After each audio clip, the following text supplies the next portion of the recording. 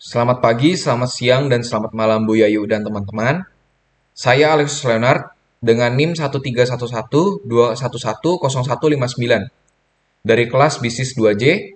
Hari ini saya ingin mempresentasikan tentang ujian tengah semester saya yang bertemakan pengabdian masyarakat di mata saya atau community development di mata saya. Yang pertama, lesson learned atau pelajaran yang saya ambil dari wawancara dengan narasumber saya tentang dunia kerja. Yang pertama itu merupakan evaluasi kunci keberlangsungan dari suatu bisnis. Menurut saya, evaluasi sendiri hal yang sangat penting dari suatu bisnis, karena dengan adanya evaluasi, kita bisa membenarkan apa yang salah, dan evaluasi bisa memperbaiki bisnis kita menjadi lebih baik, dan pastinya lebih sempurna ke depannya. Lalu yang kedua, koneksi atau komunikasi sejak dini merupakan hal yang sangat penting di kemudian hari. Karena dengan adanya koneksi, kita bisa menambah teman, bisa menambah wawasan pergaulan, karena di ke depan pasti suatu saat kita memerlukan di mana teman yang sangat penting.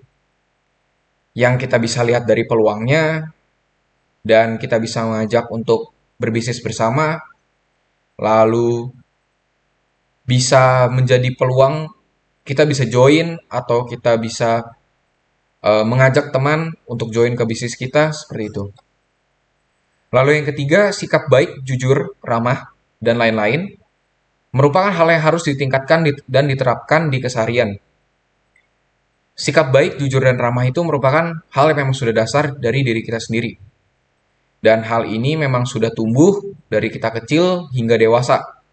Dan menurut saya hal ini memang dipandang banyak orang ya. Dan kita pun juga pasti memandang hal ini dari mata kita ke orang lain juga. Seperti itu. Lalu reaksi atau perasaan yang saya rasakan pasti bangga dan terkesan.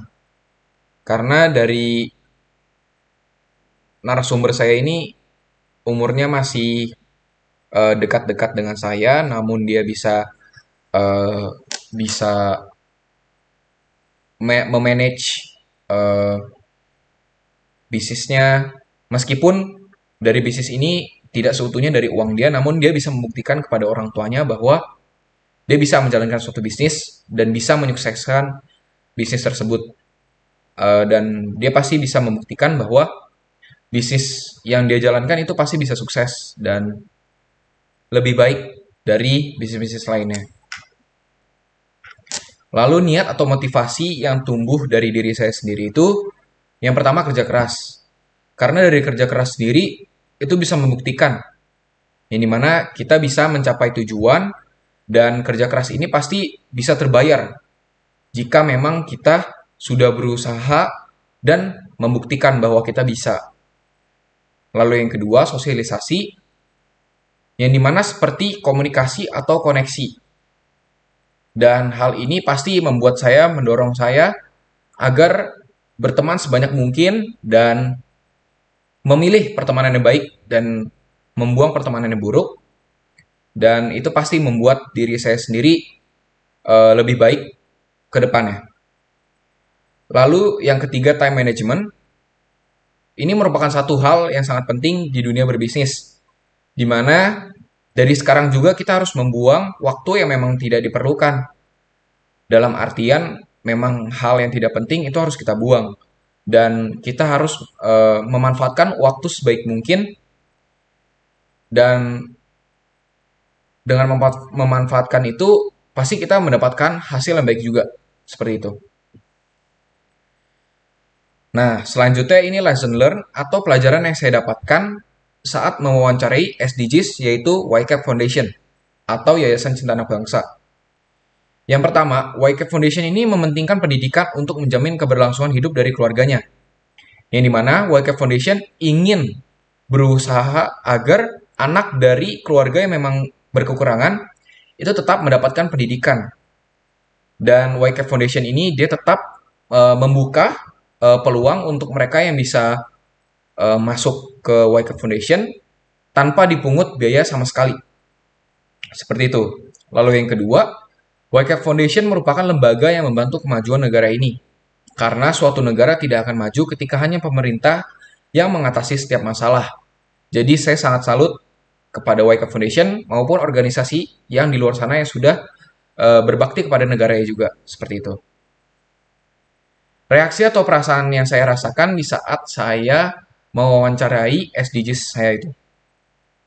Saya merasakan itu kagum juga dan sangat-sangat terkesan karena YK Foundation ini mementingkan pendidikan yang dimana Indonesia juga pendidikannya masih kurang merata.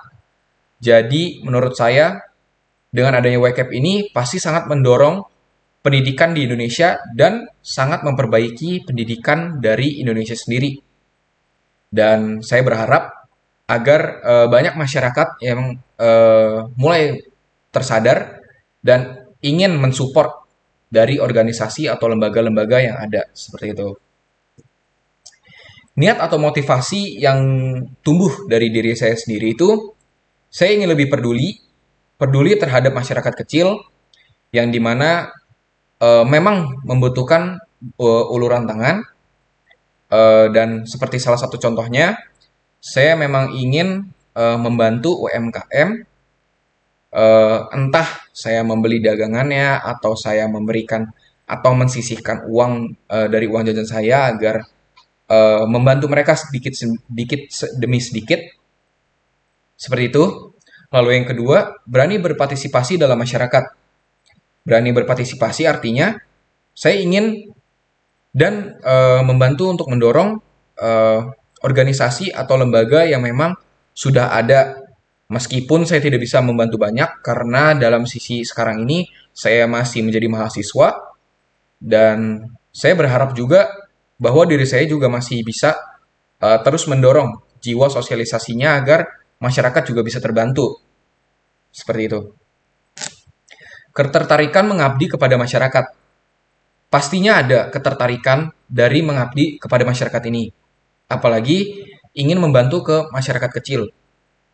Namun eh, sekarang ini saya masih belum mendapatkan eh, time management yang sangat baik. Jadi menurut saya hanya bisa membantu mensupport dari seperti contohnya kita bisa seperti itu, lalu membantu UMKM seperti yang saya katakan sebelumnya.